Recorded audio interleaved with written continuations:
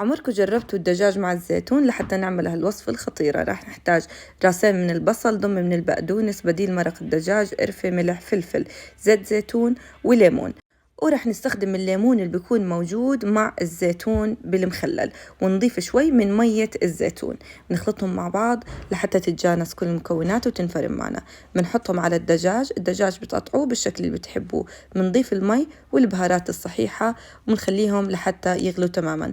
البهارات الصحيحة رح نستخدم الفلفل الأسود، القرفة، الهيل، وأي بهارات صحيحة متوفرة عندكم ضيفوها. اتأكدوا إنه المي غامرة كل الدجاج، وقبل ما يستوي الدجاج بربع ساعة بنضيف عليه الجزر والزيتون. الزيتون بنكون حاطينه بالمي لحتى تروح ملوحته. وبعد ما يستوي عنا الدجاج تماما بنضيف البقدونس المقطع وبنتركه لمدة دقيقة وبنطفي عليه. هلأ هون عنا الدجاج طلعته من الصوص، وإلكم حرية الاختيار ما بين إنه تحمروه أو تتركوه وتفتوه. هلأ هون عندي لحتى أسمك الصوص اللي ضل بنحط معلقة من النشا بالمي الباردة، بعدين بنحركهم مع بعض لحد ما يدوبوا وبنضيفهم على الصوص.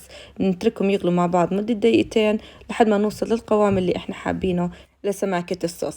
هلأ هون حطينا الصوص مع الخضار الموجودة على الخبز، حطينا عليهم الدجاج، وبالمغرب بحطوا عليه البطاطا المقلية. ممكن تقدموها على شكل فتة بهاي الطريقة. وهالأكل من المطبخ المغربي اسمها دجاج فريت، وألف صحة وعافية.